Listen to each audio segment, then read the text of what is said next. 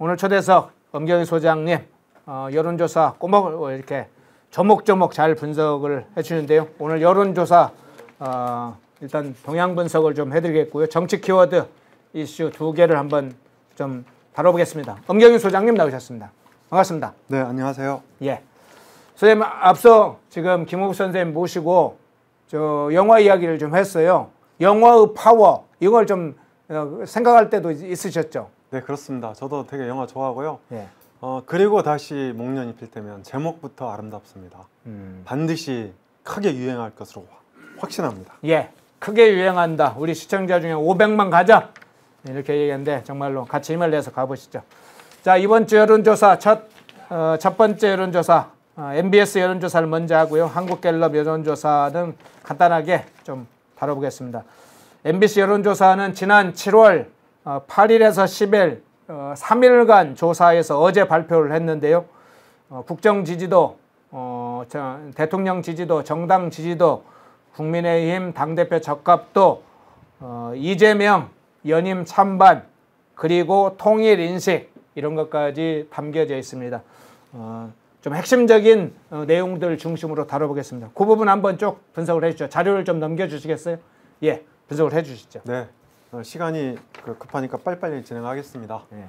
MBS 여론조사는 우리나라 10대 여론조사 기관 매출액 순위로 4개 기관이 나뉘어서 한 반에 각각 2개 기관씩 조사를 500명씩 조사를 해서 합쳐서 발표하는데요. 격주로 합니다. 2주에 한 번씩.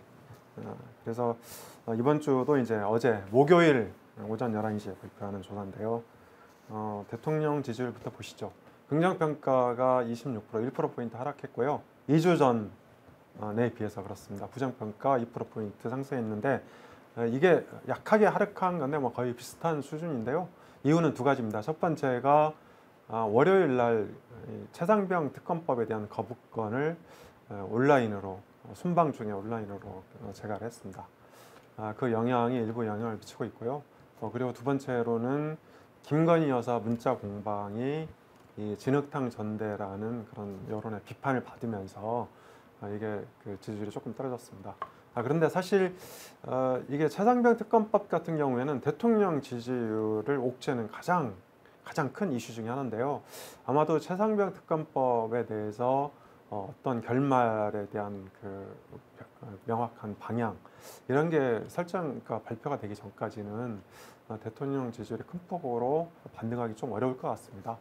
그래서 공수처 발표 이후에 이제 윤 대통령이나 여권이 이 건을 어떻게 해결할 것인지 입장을 내놓는 다음에야 비로소 대통령 지지율의 본격적인 상승 국면이 이어지지 않을까 그렇게 분석이 되고 있고요.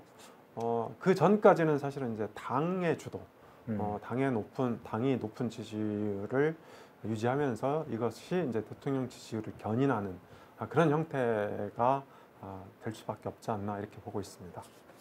네, 국정 대통령 지지도 먼저 다뤄봤고요. 다음으로 넘어가 볼까요? 국정 운영 신뢰도가 있네요. 네, 국정 운영 신뢰도는 대통령 지지율보다는 조금 좋습니다. 그러니까 국정에 대한 신뢰도를 물어보는 건데요. 그래서 저 지표는 향후 대통령 지지율이 조금 더 반등할 수도 있다. 그걸 의미하는 겁니다. 넘어가겠습니다. 네, 넘어가죠. 자, 정당 지지도 한번 볼까요? 예. 네, 정당 지지도도 역시 지난 2주 전하고 비해서 크게 변화가 없는데요. 국민의힘은 30%, 1%포인트 올랐고 민주당은 27%로 2%포인트 하락했습니다. 상승했죠. 2% 상승했죠. 아마도 이게 국민의힘 상승세는 그러니까 최근에 이제 조금 상승세 분위기를 보였는데 이 전대에 대한 비판 여론 때문에 상승세가 조금 주춤하고 있지 않나 이렇게 보고 있고요. 민주당 상승세는 이재명 대표가 최근에 먹사니즘을 기치로 이게 당대표 출마 선언을 했는데 그것이 영향을 미쳤던 것 같습니다. 그리고 조국혁신당은 크게 변수가 없고요.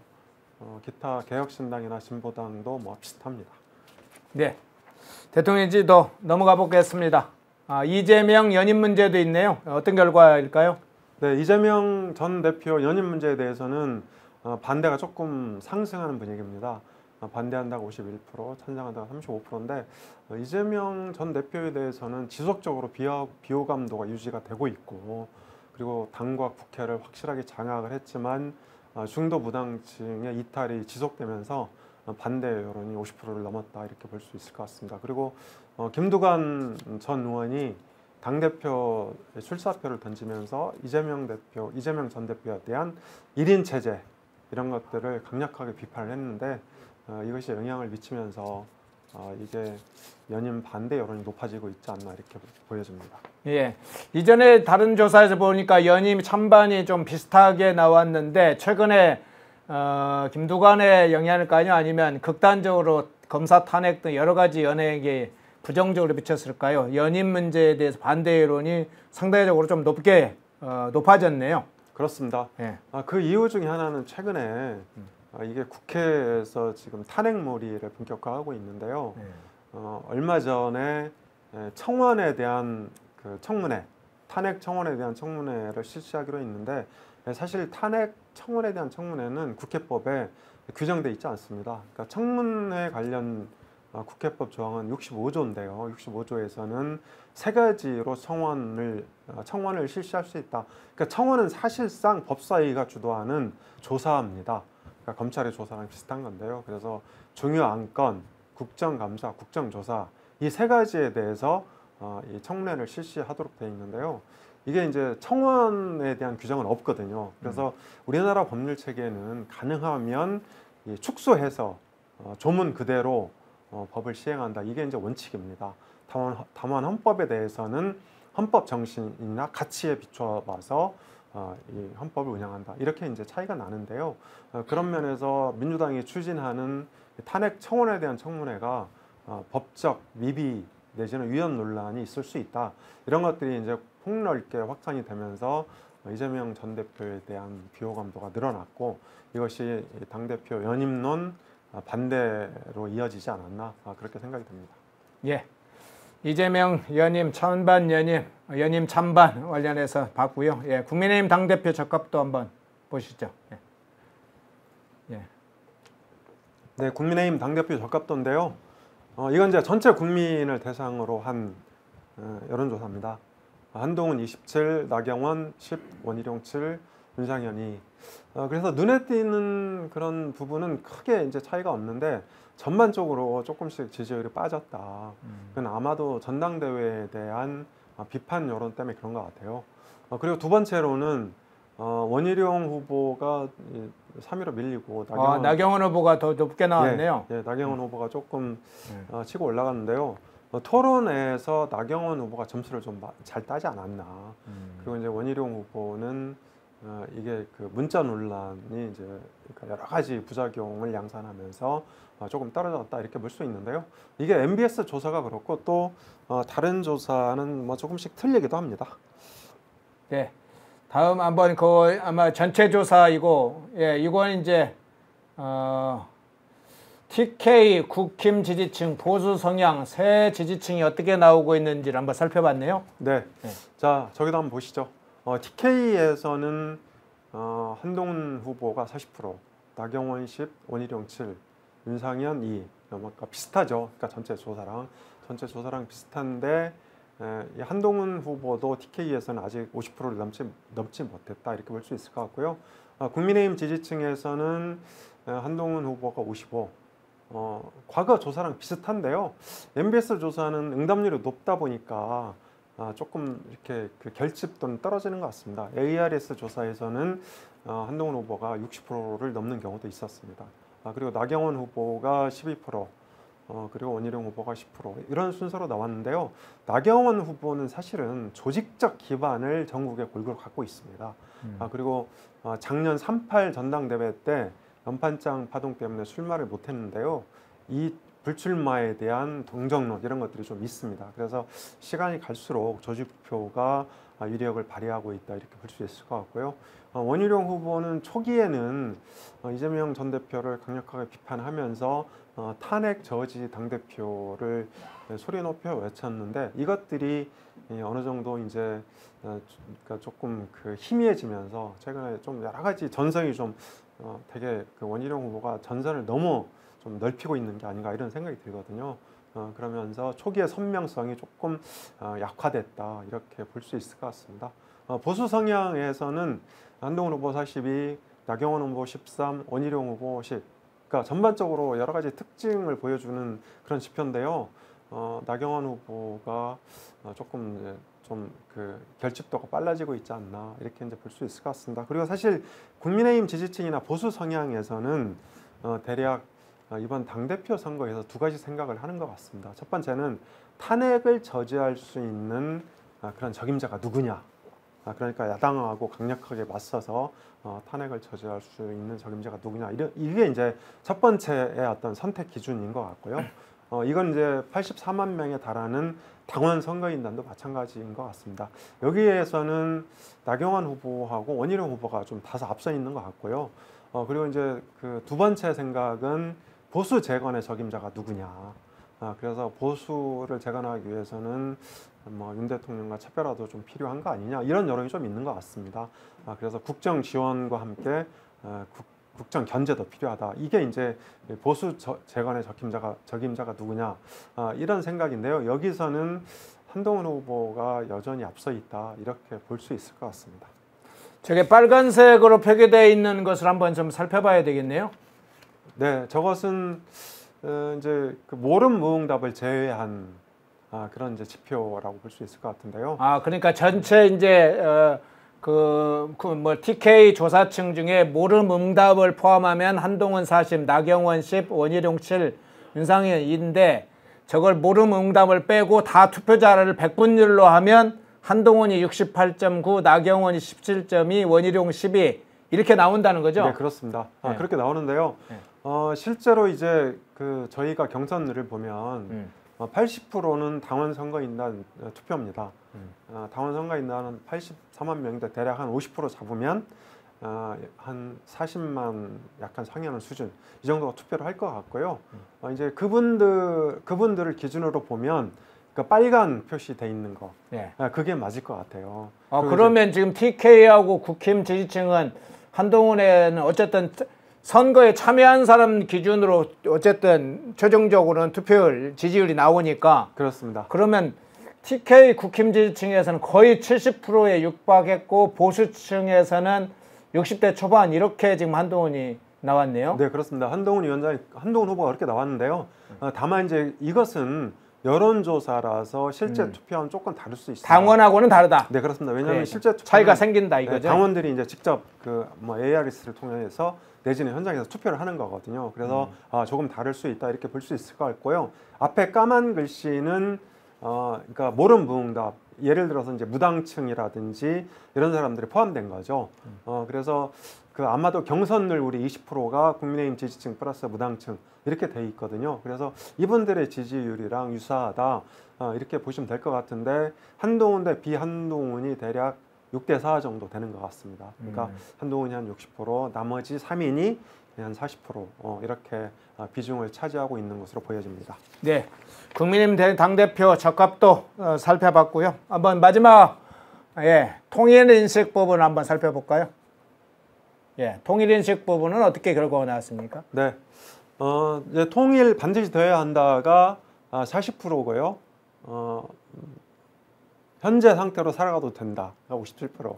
그런데 통일 반대 여론이 그러니까 통일 그 여론이 조금씩 빠지고 있죠. 그래서 뭐 1%포인트 차이긴 하지만 근데 이제 저것은 그러니까 저런 조사는 시간이 갈수록 그럴 것 같아요.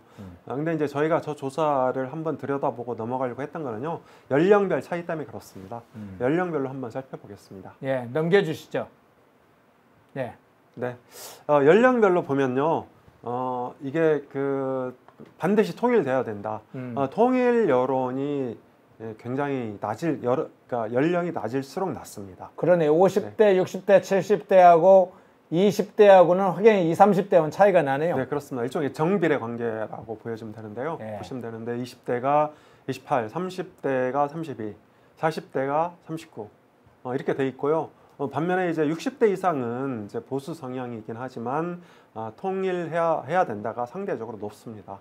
아마 이제 저런 그 비중은 저런 조사는 60대 이상이 이 과거 그 6.25 전쟁을 겪었다든지, 그리고 또 그 북한의 가족이라든지 실향면이 있다든지 이런 것 때문에 그런 것 같은데요. 어쨌든 연령이 낮을수록 통일에 대해서는 비판적이다, 이렇게 이제 볼 수 있을 것 같고, 사실 지금은 통일해도 이게 무슨 실효성이 있냐 이런 이제 여론이 그러니까 많아지고 있습니다. 그래서 이게 이제 민주당 같은 경우에는 이제 통일해야 된다 이런 주장을 그러니까 지속적으로 펴고 있고, 또 남북 화해, 뭐 남북 관계 이런 것들을 강조하고 있는데요. 이것이 이제 젊은층한테는 별로 이게 먹히지 않고 있다, 이렇게 이제 볼 수 있을 것 같습니다. 그리고 이념 성향으로도 보면 이게 그 보수 진보는 통일해야 된다 50%나 되죠. 반면에 보수는 34%밖에 안 되고요. 통일되지 않고 현재 상태로 살아가도 된다가 보수는 63%로 굉장히 높습니다. 네.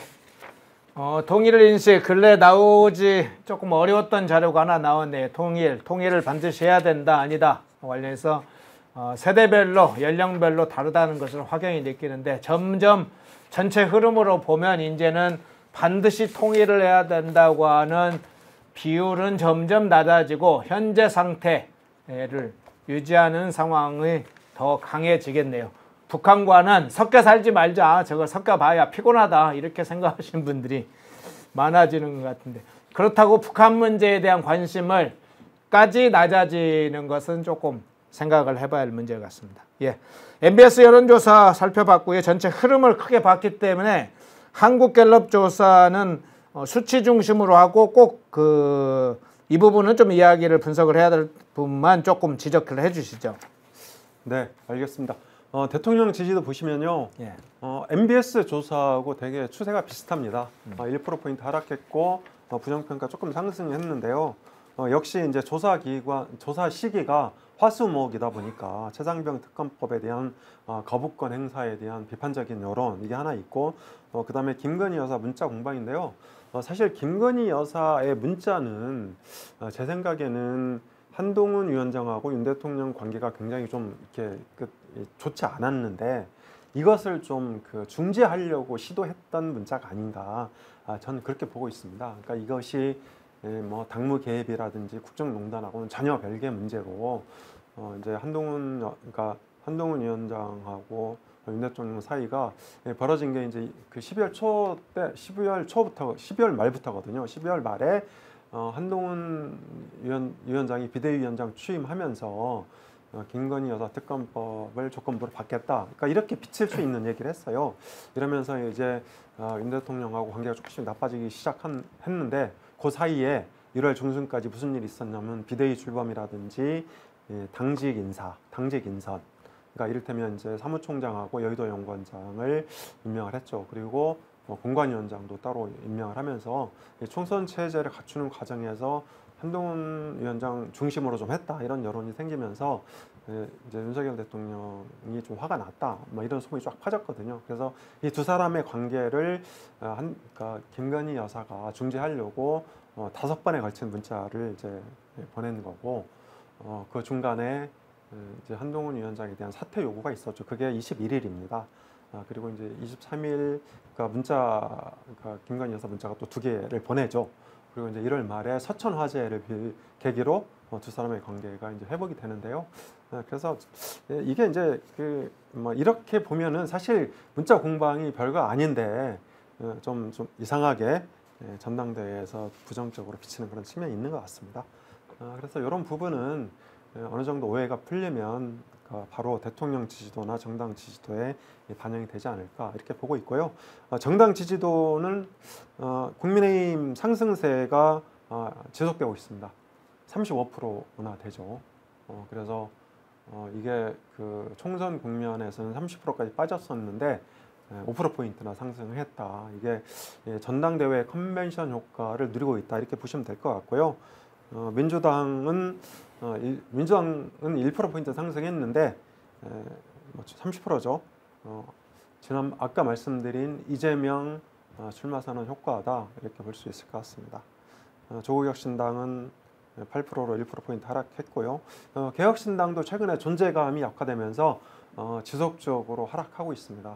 한때 5%에 달하던 지지율이 지금은 3%까지 떨어졌죠. 여기도 이제 국민의힘 그 당대표 적합도가 나와 있는데요. 한번 보여주시죠.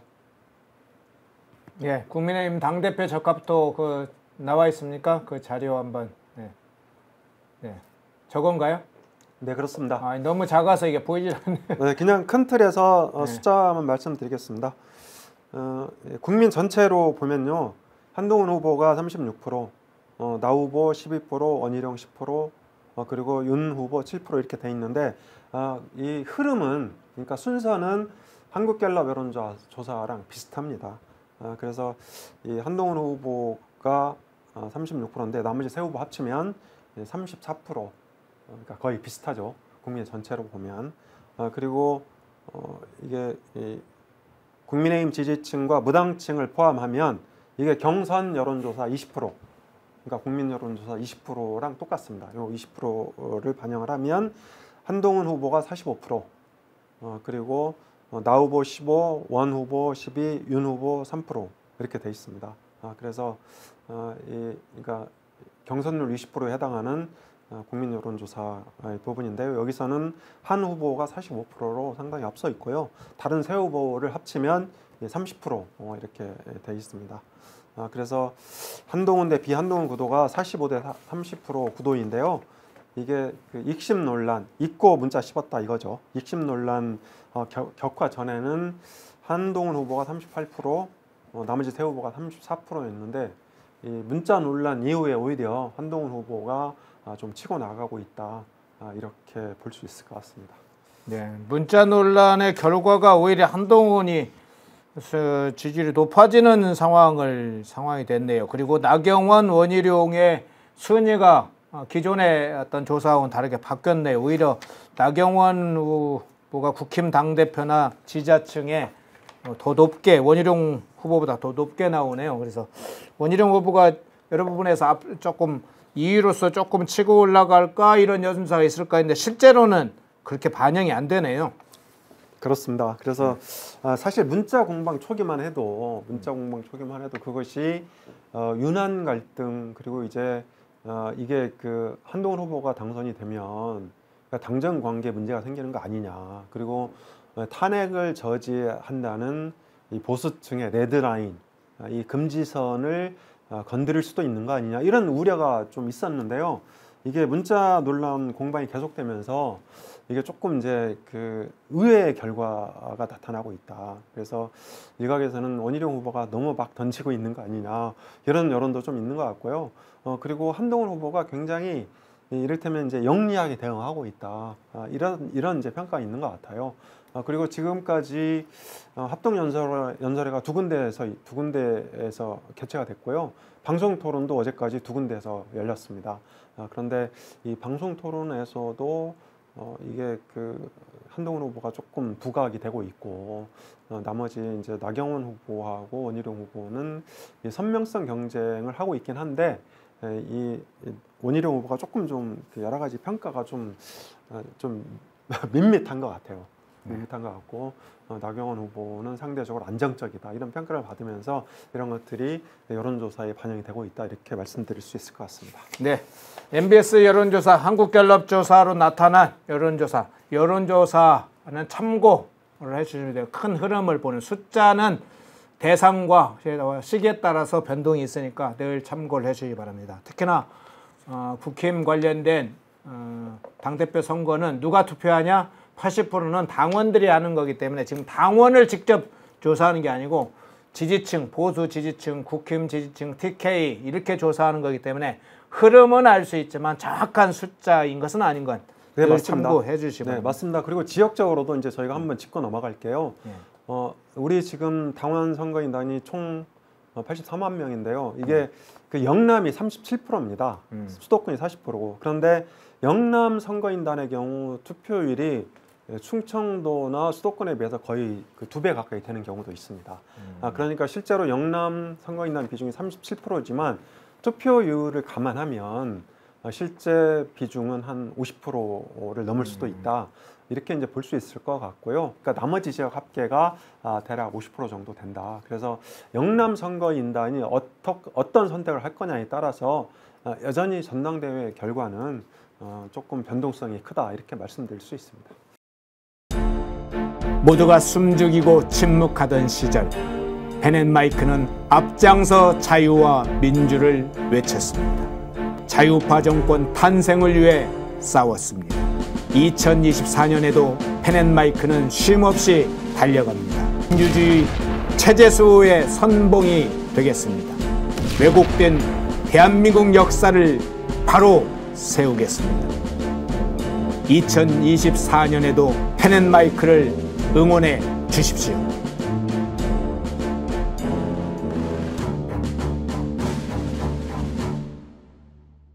인터넷 검색창에 펜앤마켓을 검색해 주세요. 펜앤마켓은 펜앤드마이크 구독자분들을 위한 종합 쇼핑몰로 좋은 상품으로 온라인 최저가를 목표로 하는 마켓입니다.